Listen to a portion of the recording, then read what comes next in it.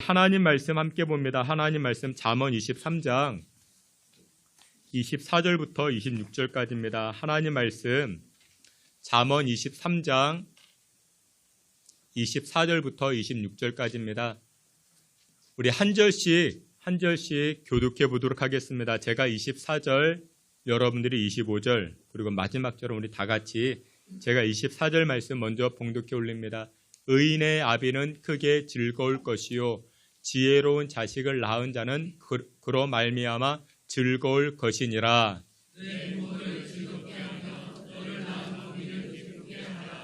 내 아들아, 내 마음을 내게 주며 내 눈으로 내 길을 즐거워할지어다. 아멘. 이 시간에 우리 임마누엘 찬양대 통해서 하나님께 영광 돌리겠습니다.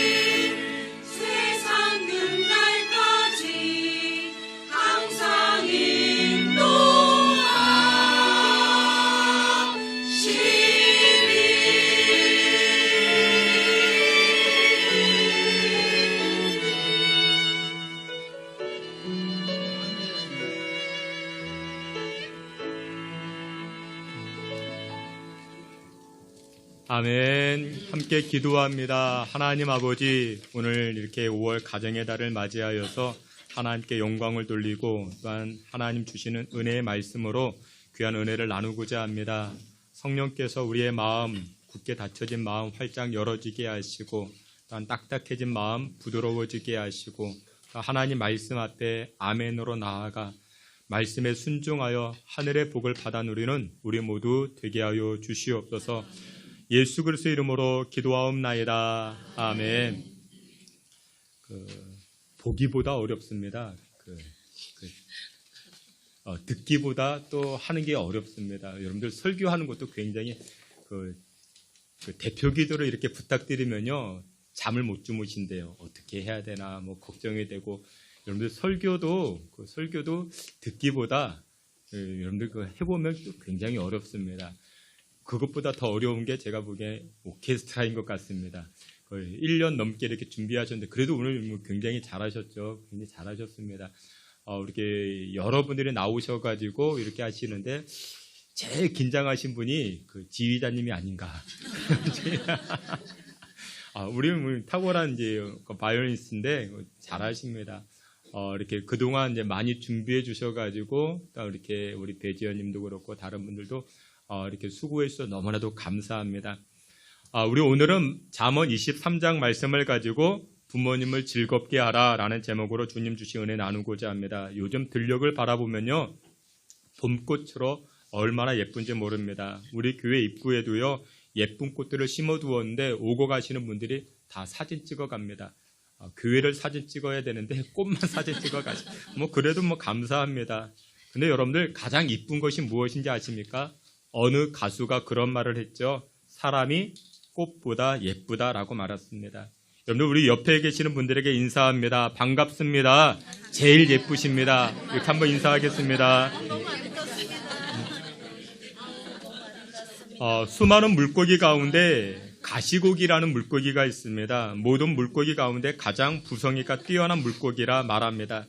가시고기는 산란기가 되면은 암컷은 알을 낳고 떠나버립니다. 그러면 그때부터 순놈이 알이 부화될 때까지 침입자를 막아주고 계속해서 신선한 공기를 제공하기 시작합니다. 순놈 물고기는 자신의 인생을 어린 새끼에 부양하는데 다 쏟아붓습니다. 그리고 새끼들이 부화해서 자라나면 그제서야 자신의 인생을 끝내버리는 것이 바로 가시고기라 말합니다. 그래서 부성애의 대표적인 물고기 가시고기, 그렇게 이야기를 합니다. 여러분들도 잘 아시는 것처럼 이 달팽이와 같은 우렁이라는 것이 있습니다. 이 우렁이도 자식 사랑이 끔찍합니다. 우렁이는 자기 몸에 알을 낳습니다. 그리고 알들이 부화하면서 어미의 살을 먹으며 성장해 나아갑니다. 마침내 어미 우렁이는 한 점의 살도 남기지 아니하고 자신의 몸을 새끼에게 다 먹이로 주고 빈 껍데기가 되어서 조용히 물에 떠나 버리기 시작합니다. 여러분들 5월은 가정의 달이라 말합니다. 어린이 주일, 어버이 주일, 스승의 주일, 부부의 날, 여러 날이 있습니다. 부성애를 대표하는 가시고기 그리고 모성애를 대표하는 우렁이의 사랑을 보면서 여러분은 어떤 생각을 가지십니까? 특별히 5월 가정의 달을 맞이하여서 우리는 이 말씀을 통해서 하나님의 사랑이 무엇인지, 또한 하나님의 사랑의 조각을 담고 있는 부모님의 사랑은 어떠한지 말씀을 통해서 은혜를 나누고자 합니다. 어떤 분에게 전도를 했더니 그분이 이런 말씀을 하십니다. 교회는 말이죠, 다 좋은데 한 가지가 잘못됐다고. 뭐가 잘못됐습니까? 교회는 제사를 지내지 않아서 틀렸다고 말씀하시는 분을 만나게 됩니다. 자기 주변에 교회 다니는 사람이 있는데 제사 안 지낸다고. 근데 그런 자식들을 보면 배은망덕한 것이 아니겠는가? 그렇게 이야기를 합니다. 그래서 교회는 효도의 근본도 모르는 것들이라 그렇게 꾸짖습니다. 근데 여러분들 성경을 보게 되면요, 성경은 절대로 그렇지 않습니다. 성경에서의 가르침은 부모님이 돌아가시고 나서 묘자리에 얼마 썼다, 수의를 얼마짜리 입혔다, 여기에 관심을 두기보다 부모님이 살아계실 때 어떻게 하라? 극진히 봉양하고 공경하라. 성경은 그렇게 말씀합니다. 여러분들 성경은 효를 그 누구보다도 강조하고 또 강조하고 있습니다. 여러분들 교회에서 가르치는 십계명이라는 것이 있습니다. 십계명. 이스라엘 백성들이 광야를 지나 가나안 땅에 들어갑니다. 이제 가나안 땅에 들어간다라는 것은 이제 앞으로 천국 백성으로 살아갈 것을 의미하는 것입니다. 하나님께서 너희는 장차 천국 백성이니 천국 백성으로서 이 땅을 살아가야 된다. 그러면서 그의 합당한 삶의 규범을 말씀해 주셨는데 그것이 바로 10계명인 것입니다. 말 그대로 10가지 계명입니다. 1부터 10까지 있는데 1부터 네 번째까지는 하나님과의 관계를 이야기를 합니다. 너는 나 외에 다른 신들을 내게 두지 말고 다른 우상을 만들지 말고 다른 신에게 절하지도 말아라. 이것이 첫 번째부터 네 번째까지의 계명입니다. 그리고 나서 5번째부터 10번째까지의 계명이 있는데 이것은 사람과의 관계를 이야기를 합니다. 여러분들 사람과의 관계, 이 5번째 계명부터 제일 먼저 드러나는 계명이 무엇이냐? 부모님에 관한 계명이 됩니다. 여러분들 제5계명 여러분들 다 알고 계시죠? 우리 한번 외워볼까요? 어렵지는 않습니다. 한번 저를 따라해 보시길 바랍니다. 내 부모를 공경하라. 이것이 5번째 계명입니다. 어렵지 않죠? 성경은 분명히도 말씀합니다. 효를 강조하고 있죠. 그러면서 하는 말이 무엇이냐? 눈에 보이는 부모를 공경하지 않으면서 어떻게 눈에 보이지도 않는 하나님을 믿을 수 있겠는가? 하나님을 공경할 수 있겠는가? 라고 말씀합니다. 어느 날 하나님께서 천사장 가브리엘에게 세상에서 가장 아름다운 것, 세상에서 가장 아름다운 것 3가지를 찾아보라 말씀하십니다.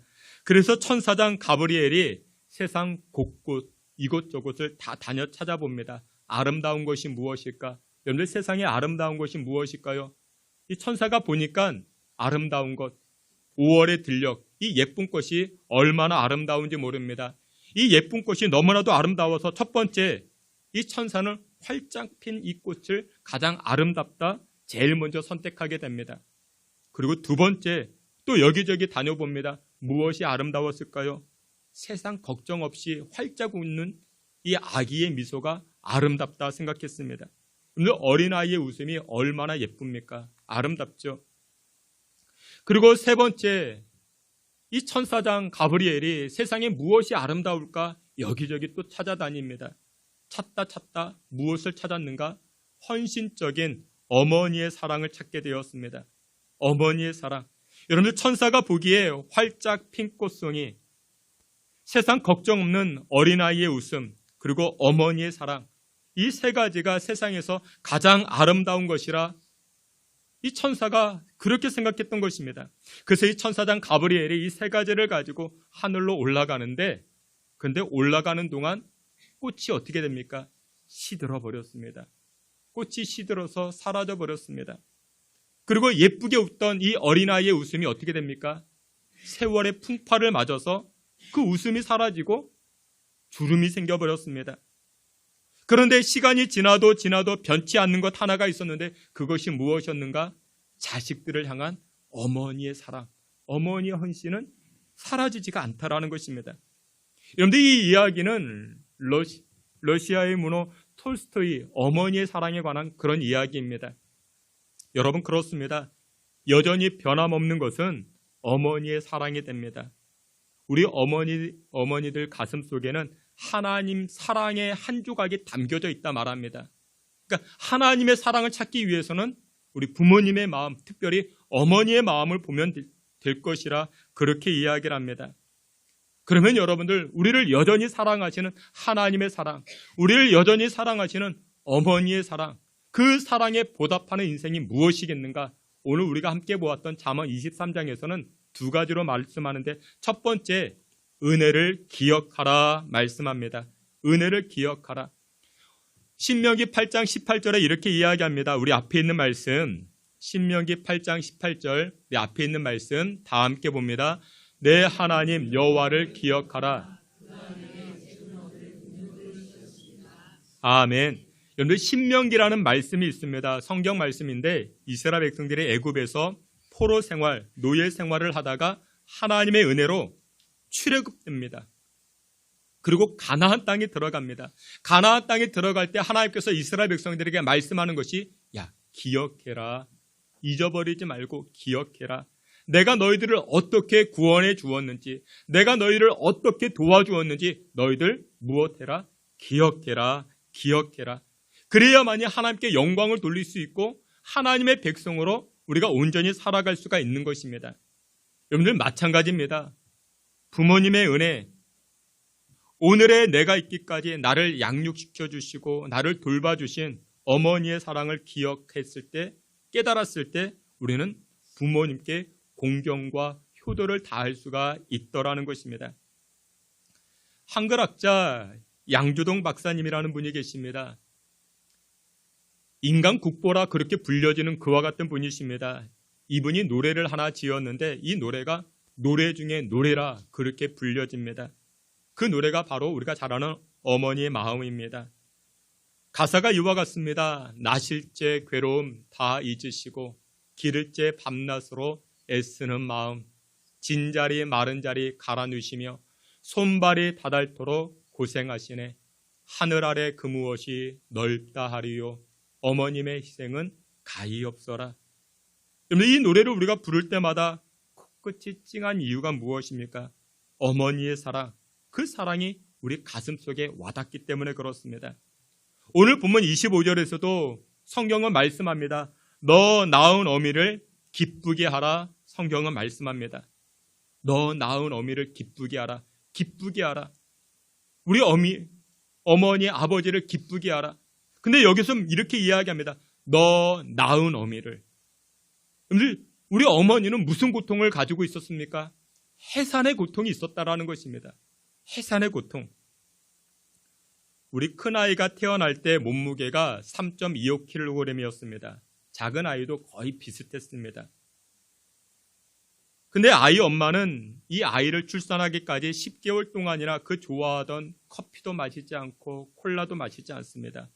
감기가 걸렸다고 감기약을 먹지도 않습니다. 머리 아프다고 두통약을 먹지도 않았습니다. 왜 그랬을까요? 아기 생각해서, 뱃속의 아기를 생각해서 견디고 견뎠던 것입니다. 배가 불러옵니다. 걸음이 뒤뚱뒤뚱 불편합니다. 그런데도 불구하고 한 번도 불평한 적이 없습니다. 여러분들 생각해 보세요. 누군가가 여러분들에게 3kg 짐을 지어주고 매일 10개월 살아가라 그렇게 이야기하면 어떻게 하시겠습니까? 성경책이 무거워서 안 들고 다니는데. 그런데도 불구하고 어머니는 불평하지 않습니다. 성경책보다 갑절 훨씬 더 무거운 그 아기를 복중에 안고 다니면서 한 번도 불평하지 않습니다. 거추장스럽다 생각하지 않습니다. 그런데 이와 같이 나를 위해 수고하고 헌신하였던 어머니, 아버지, 그분을 즐겁고 기쁘게 해드리는 것. 그러기 위해서는 어떻게 하라? 기억하라. 은혜를 기억하라. 어머니의 사랑을 기억하라. 여러분들 우리 어머니는요, 가족을 위해서 1년 평균 7,200개의 접시를 닦는다 합니다. 그리고 1년 평균 100번의 세탁기를 돌린다 합니다. 그런데 우리는 어떻습니까? 이 어머니의 사랑이 꼭 햇볕과 물과 같아서 너무나도 당연하게 생각합니다. 그 이 고마운 마음을 잊어버린다라는 것이죠.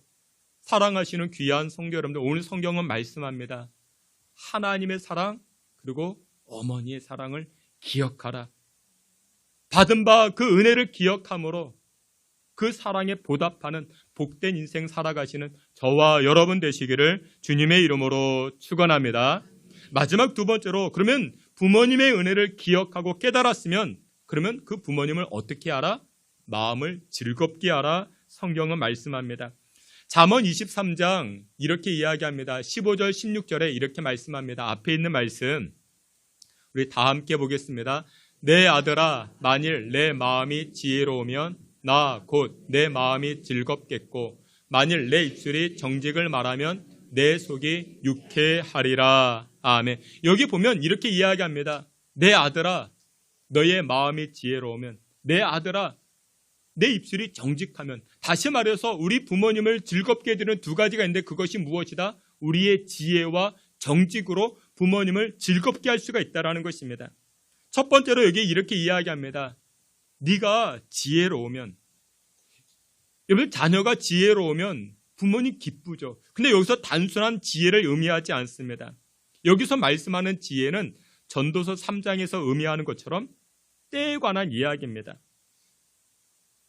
여러분, 지혜가 있어야 때를 분별할 줄 알죠. 부모님은 지금 쉬고 싶은데 엄마 여기 좋은 곳 있다고 여기 데리고 다니고 저기 데리고 다니고 어머니는 지금 너무 피곤한데 때를 분별하지 못하는 것이죠. 지혜가 없는 것이죠. 지금 어머니는 떡을 먹고 싶은데 아니 엄마 지금 죽을 드셔야 돼. 죽을 때를 맞추지 못하는 것이죠. 그럼 지혜가 없는 것이죠. 그럼 즐거움을 들을 수가 없는 것입니다. 하나님에게도 마찬가지입니다. 우리가 하나님 앞에 하나님께 영광을 돌리기 위해서는 지혜가 필요합니다. 여러분들 예배를 드리는 때입니다. 예배를 드리는 때는 예배 드려야 됩니다. 제가 지난 교회에서 사역을 할 때 꼭 그런 분들이 계셨습니다. 예배를 드리는 때인데 주방에 가서 일하시는 분이 계십니다. 예배를 드리는 때인데 다른 곳에 가서 다른 일을 하시다가 예배가 다 끝나면 그때서야 오십니다. 하나님 기뻐하시겠습니까? 그렇지 않다라는 거죠. 이것은 무엇을 의미합니까? 때에 대한 지혜가 없다라는 것입니다. 그러니까 여기서 말씀하는 지혜라는 것은 단순하게 공부를 잘하고 받아쓰기 점수를 잘 맞고 그 이상을 의미하는 것입니다. 근데 여러분들 성경은 이렇게 이야기합니다. 지혜 중에 지혜가 무엇이냐? 잠언 9장에 여호와를 경외하는 것이 지혜의 근본이라 말씀합니다. 여러분들 부모님을 기쁘시게 하기를 원하십니까? 그러면 예수 잘 믿는 사람이 되면 됩니다. 그러면 하나님께서 우리에게 지혜를 주십니다. 때를 분별할 수 있는 지혜를 주신다라는 것입니다. 여러분들 주시는 그 지혜, 때를 따라 분별할 수 있는 그 능력으로 말미암아 부모님을 하나님을 기쁘시게 할 수 있는 저와 여러분 되시기를 축원합니다.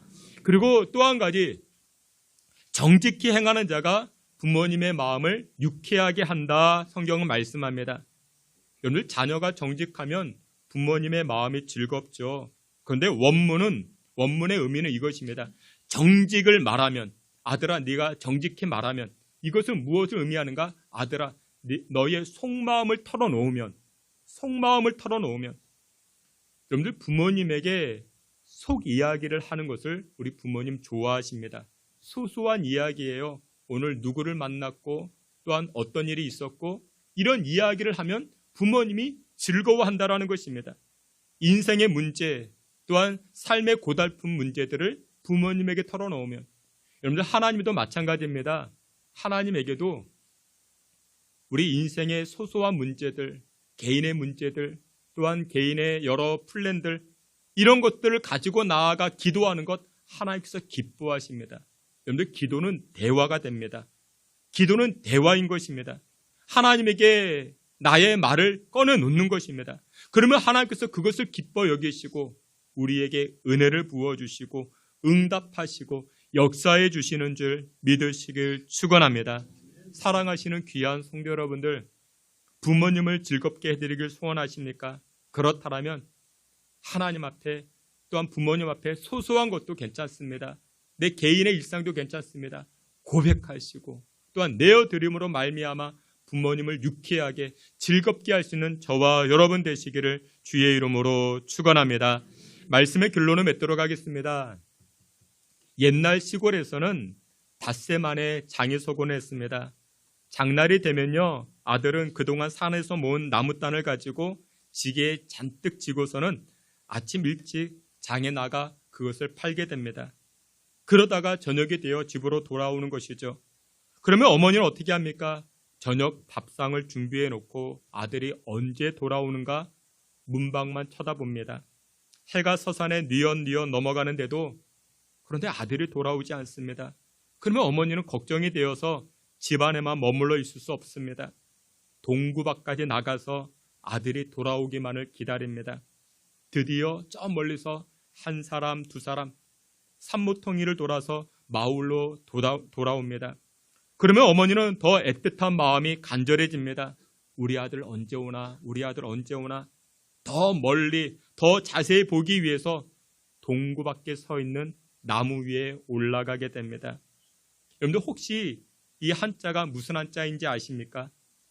어버이 친자입니다. 어버이 친. 우리가 친아버지, 친구, 친척할 때 쓰는 단어, 이 친자, 어버이 친자입니다. 근데 한자로 이 어버이 친자를 어떻게 쓰는지 아십니까? 설립자에 그리고 그 밑에 나무 목자가 있습니다. 나무 위에 올라 있다라는 것이죠. 그리고 그 옆에는 볼견자가 있습니다. 어머니가 장에 나간 아들을 바라보기 위해서 그 아들을 그리워하면서 그 애틋한 심정을 가지고 나무 위에 올라와서 우리 아들 언제 오나 언제 오나, 이것이 바로 어버이 친자라는 것입니다. 한편 아들은 준비해 간 그 땔감을 시장에서 모두 팔고 그 돈을 가지고 우리 엄마 좋아하는 떡을 사오고 고무신 사오고 선물을 잔뜩 들고 집으로 돌아옵니다. 근데 뜻밖에도 어머니가 집에 계시지 아니하고 어디까지 나와 있습니까? 동구 밖까지 나와 자기를 기다립니다. 나를 기다리는, 아들 기다리는 어머니 모습을 보고 얼마나 송구스러운지. 그리고선 어머니에게 이렇게 이야기합니다. 아니 어머니 왜 여기까지 나와 있습니까? 다리도 불편한데 집에 계시지 왜 나와 있습니까? 그러면서 이 아들은 어떻게 합니까? 자기가 짊어지고 있던 지게를 내려놓습니다. 그리고서는 어머니에게 이렇게 얘기합니다. 엄마 여기 엎혀. 이 아들이 어머니를 업고 집으로 돌아갑니다. 여러분들 한자 중에 효도 효자라는 한자가 있습니다. 효도 효자 어떻게 쓰는지 아십니까? 늙을 누자 밑에 아들 자자가 있습니다. 그러니까 아들이 연로하신 어머니를 등에 업고 가는 모습이 바로 효도 효자가 된다라는 것입니다. 근데 어머니 언제 업어주셨습니까? 여러분들 그 5월 가정의 달이 지나가기 전에 한 번쯤 업어주십시오. 그 얼마나 기뻐하는지 모르십니까? 얼마나 즐거워하는지 모릅니다. 여러분들 예전에 이분 아십니까? 황수관 박사님, 웃음 박사라고 이야기하죠. 의학 박사입니다. 교회 장로님이셨어요. 신앙생활 참 잘하셨습니다. 근데 그분의 강의 가운데 여러 강의가 있지만 최고의 으뜸 강의가 있습니다. 어머니에 관한 강의가 있습니다. 우리 준비된 영상 한번 보도록 하겠습니다. 제목을 이렇게 생각해봤습니다. 이 세상에서 가장 아름다운 영어 단어는 무엇입니까? Beautiful. 혹시 아십니까? 제가 말씀드릴게요. 가장 아름다운 영어 단어가 mother, 어머니입니다. 이것이 이 세상 가장 아름다운 영어 단어로 앙케이트 조사가 되었습니다. 두 번째 가장 아름다운 영어 단어가 father 같으면 얼마나 좋겠습니까? father 아니고 patient, 열정, 정열입니다. 열정, 정열. 세 번째 가장 아름다운 영어 단어가 father 같으면 얼마나 좋겠습니까? smile. 네 번째 가장 아름다운 영어 단어가 father 같으면 얼마나 좋겠습니까? 야, 아빠는 이거. 아까 말한 love, 사랑입니다. 또 왔나? 아빠는 언제 나오는 여러분 놀라지 마십시오. 5번에도 아버지가 없었습니다. 10번째도 father가 없었습니다. 더 놀라지 마십시오. 70번에 가도 father가 없었습니다. 그래 때려치워버렸습니다. 우리 아버지들은 충격인데. 죽읍시다. 조현기 죽읍시다. 충격이네. 고수님들 죽읍시다. 여자 빼고는. 여러분요. 저는 1945년 해방동입니다. 우리 누나 둘하고 저하고 일본에서 태어났습니다. 일본 어디서 태어났냐면 여러분 히로시마 아시죠? 원자 폭탄들 히로시마. 태어났는데 미국 폭격이 와서 폭탄을 내려버려요. 아침 식사하다가 아버님이 놀라서 숟가락을 놓고 탁 튀었습니다. 튀면서 돌아보면서 어머님 보고 빨리 따라오라고. 그때 그 당시에 저는 어머니 뱃속에 있었습니다. 9개월 때 있었습니다.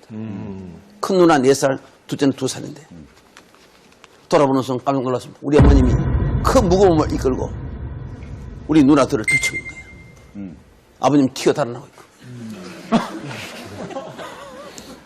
혼자 튀어 달아나고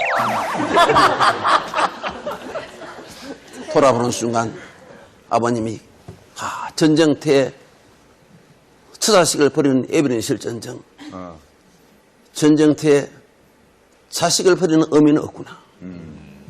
앞으로 폭격이 떨어지면 다시는 안 달아나야지. 그런데 그 다짐도 멀리 가지 않았습니다. 제가 한국에 와서 내가 45살에 6.25가 터졌습니다. 우리 어머님이 이렇게 짐을 이고 바로 뒤에 5살 제가 걸어갔습니다. 그 뒤에 둘째 누나, 마지막에 큰 누나도 짐을 이렇게 지고 가는데 수류탄이 날아왔습니다. 콱 날아오니까 아버님이 지게를 지고 이쪽에 수로에 처박혀 없습니다.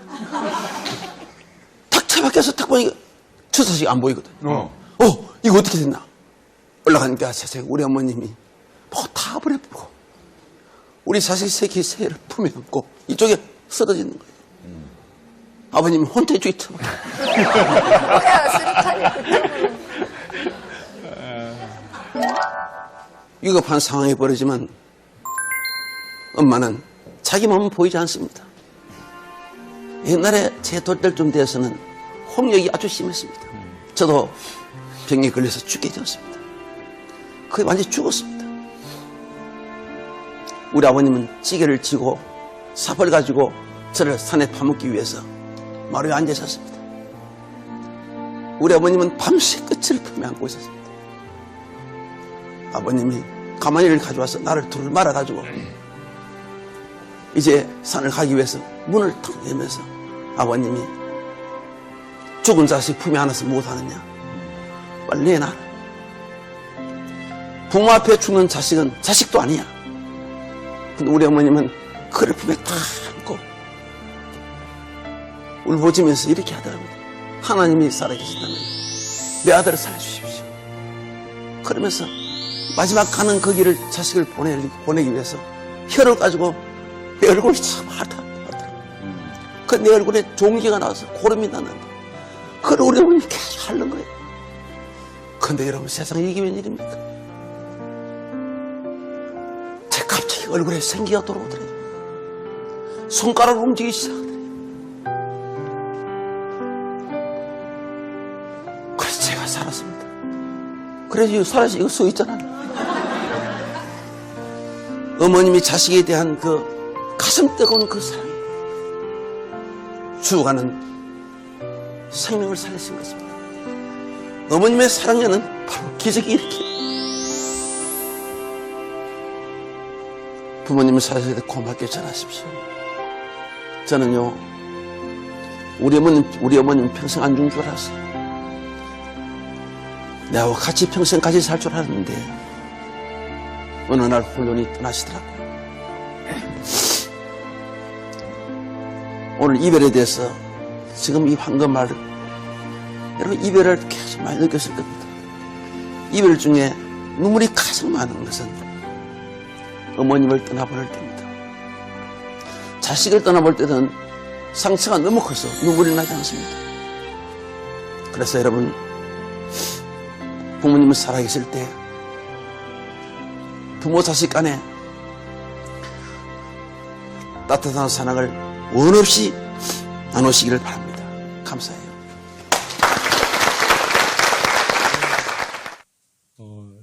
누군가는 그렇게 이야기합니다. 효도는 흉내만 내도 복을 받는다라고 말합니다. 그렇습니다. 우리 가정에다 5월을 맞이하여서 여러분들 자녀들 마음껏 축복해 주시고 또한 부모님에게 효도를 다함으로 또한 아름다운 은혜의 가정 만들어 가시는 저와 여러분 되시기를 주님의 이름으로 축원합니다.